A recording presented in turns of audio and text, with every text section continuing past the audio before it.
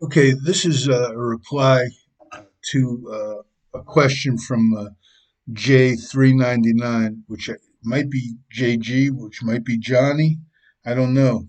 But he says he likes the thought of reading the nine technique in power as a base, if I'm reading correctly, but I have some questions.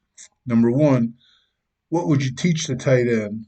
Number two, what happens if the nine technique rips it down the line off the tight end's butt? He wrote ass, but I'll put butt.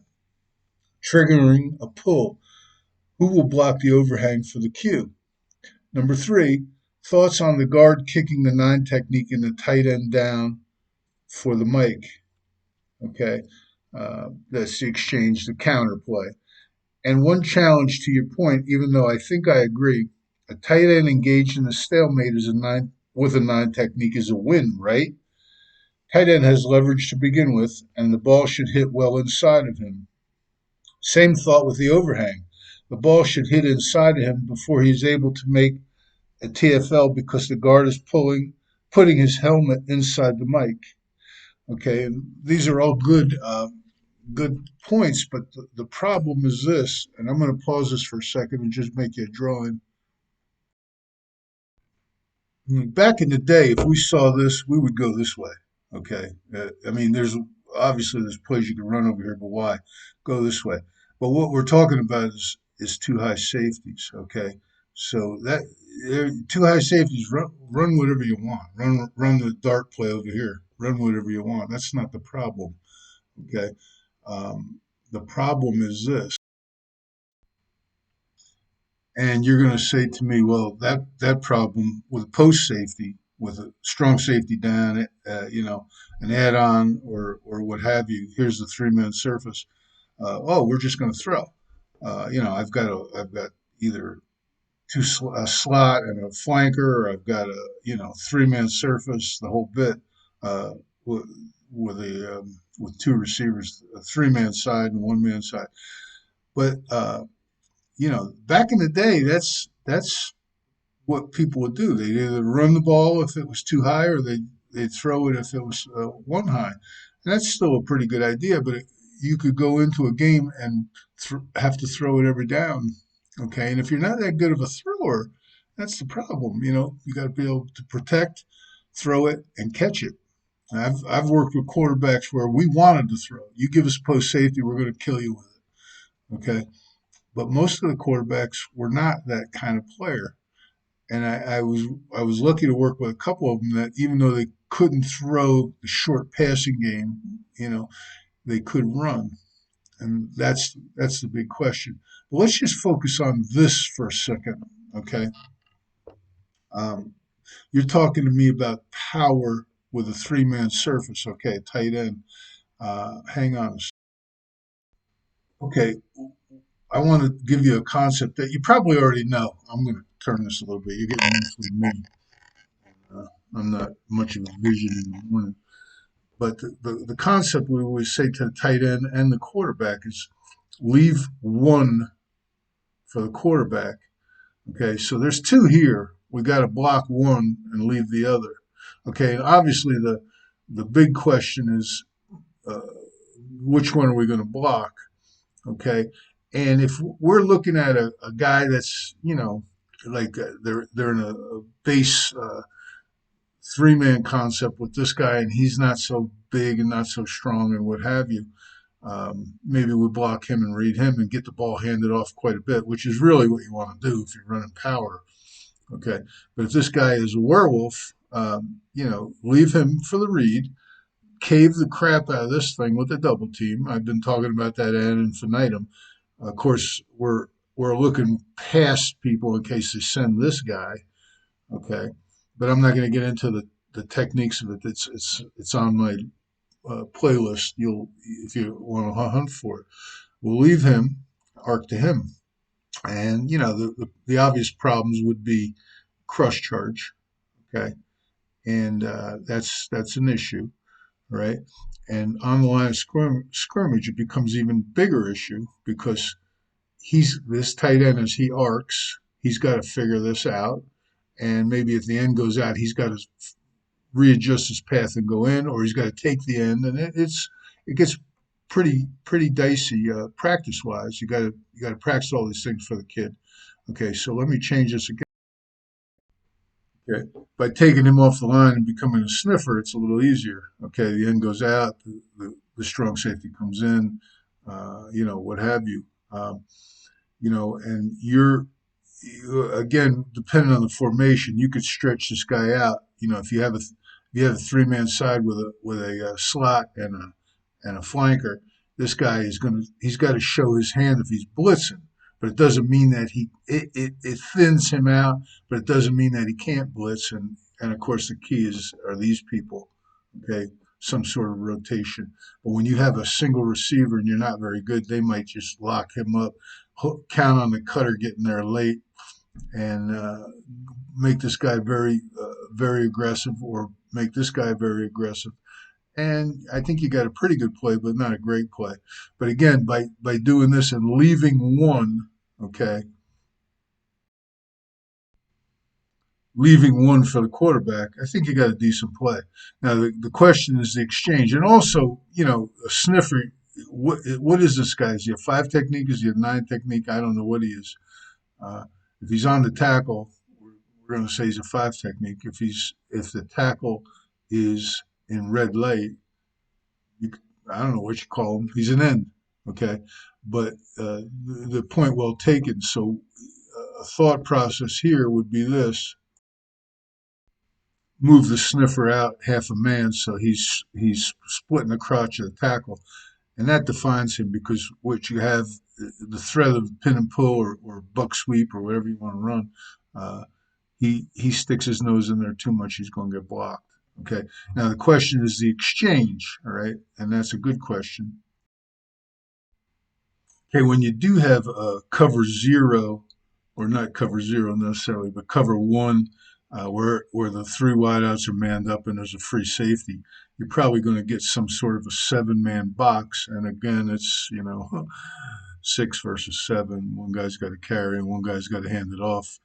Uh, you know, it's it's another whole ball of wax. But here's the deal.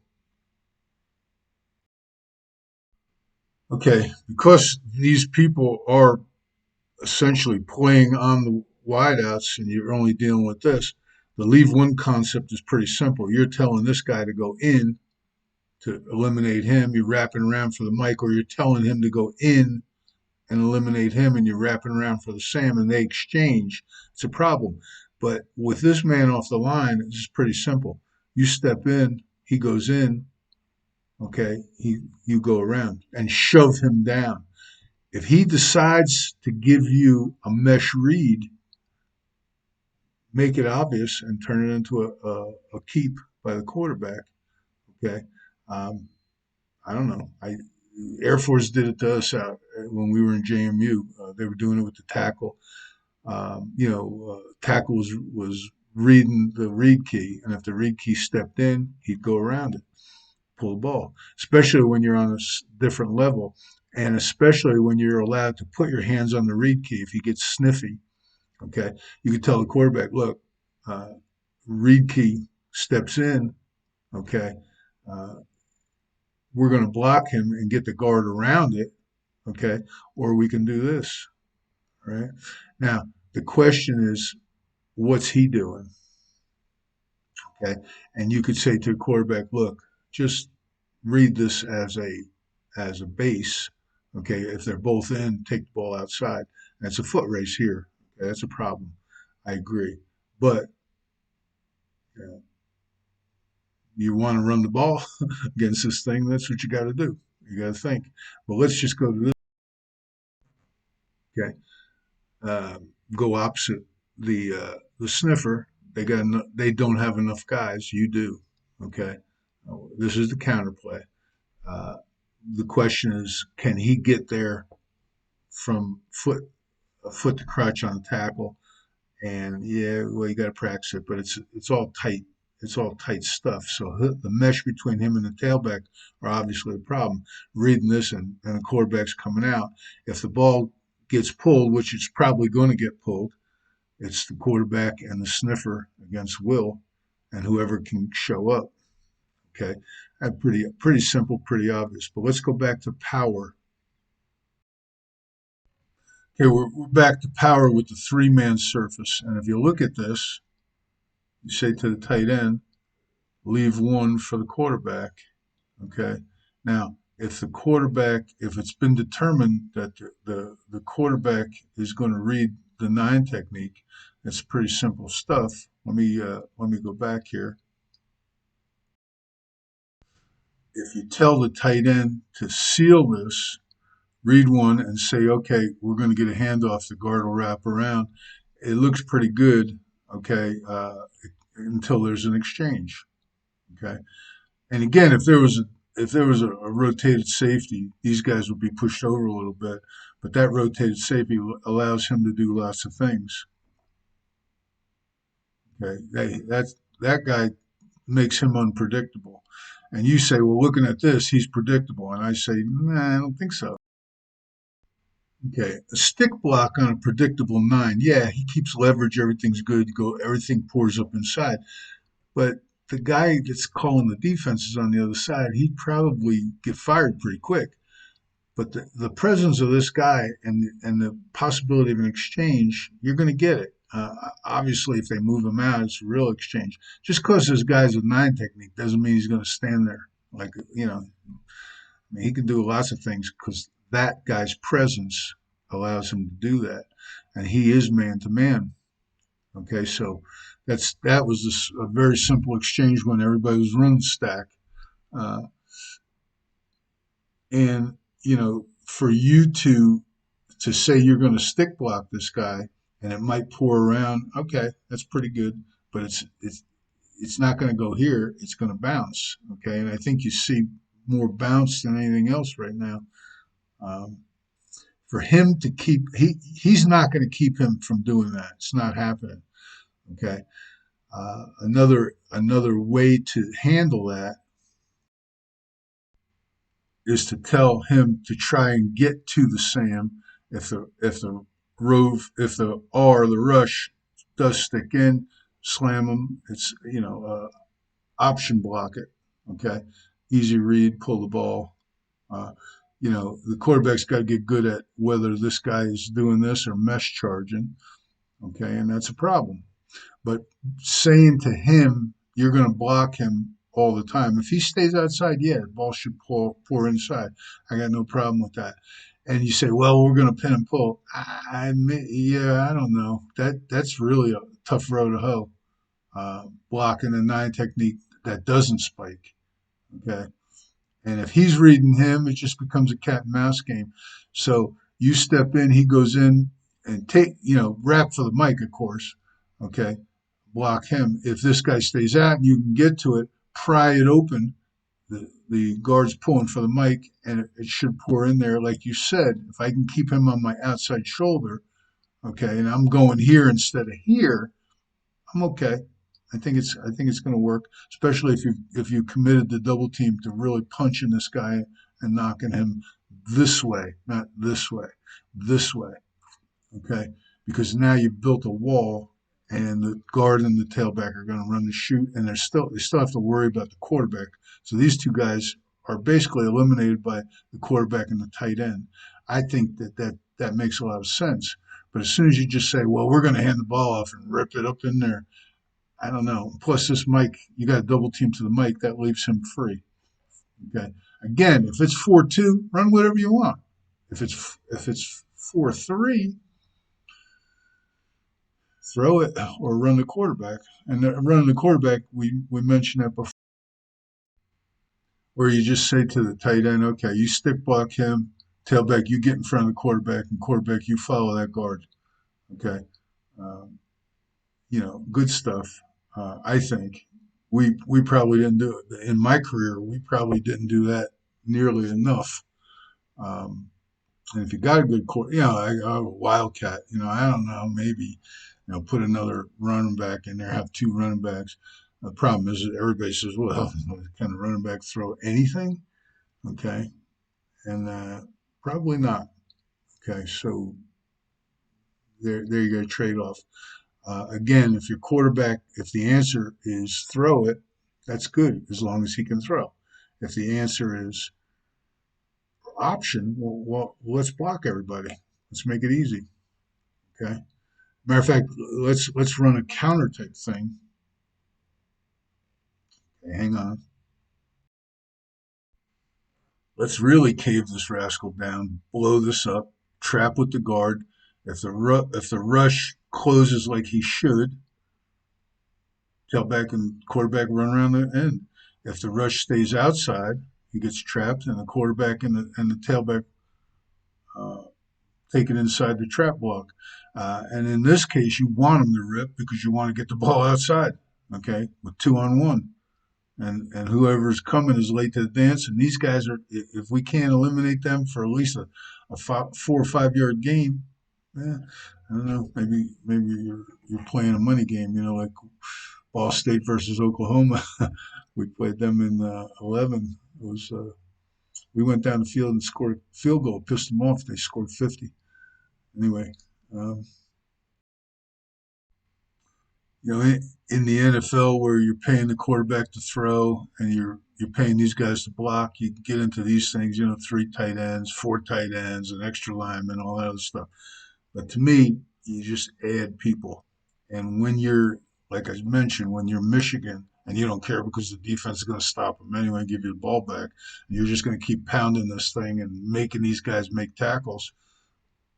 Yeah, that's a good answer too. But again, it all comes down to this guy right here, in my opinion.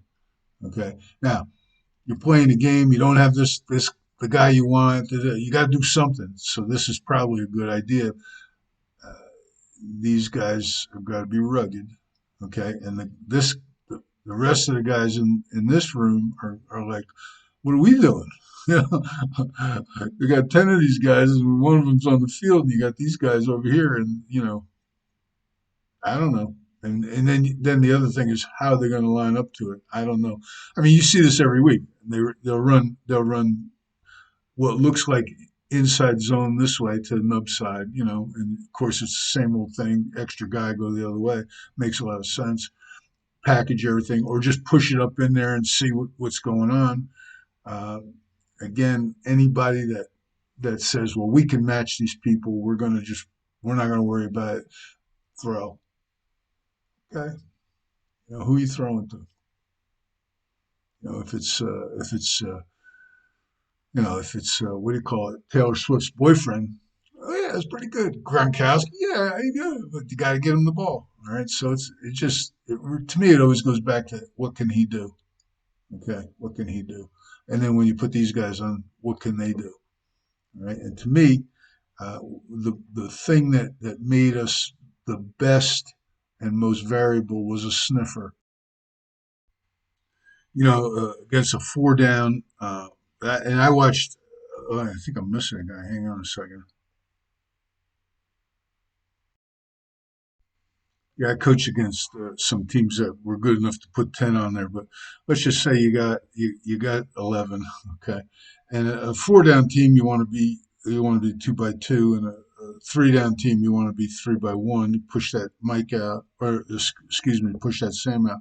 But let's say this is the field and this is the boundary. They might knock the front either way. I don't know. You look, but that guy, you just play games with this cat right here, okay? And obviously, closing down and trying to get the mic over the top. The counterplay is better. Uh, you're running bubbles to stretch him. You're looking at him. He's the guy in the middle of the field. He's going to stick his nose in there. Um, and that's an issue. Okay, uh, but mm, it to me that guy lets you run counter over here, and you still can run power over here, and you can read him, double team him. You know, it's a little more constricted. And the thing that we learned probably too late in was pin and pull by moving this guy just a little bit out. Boom, blocks down. He comes around. Backside guard comes around. Everybody pours around the edge, and off we go. Okay, and just for the heck of it,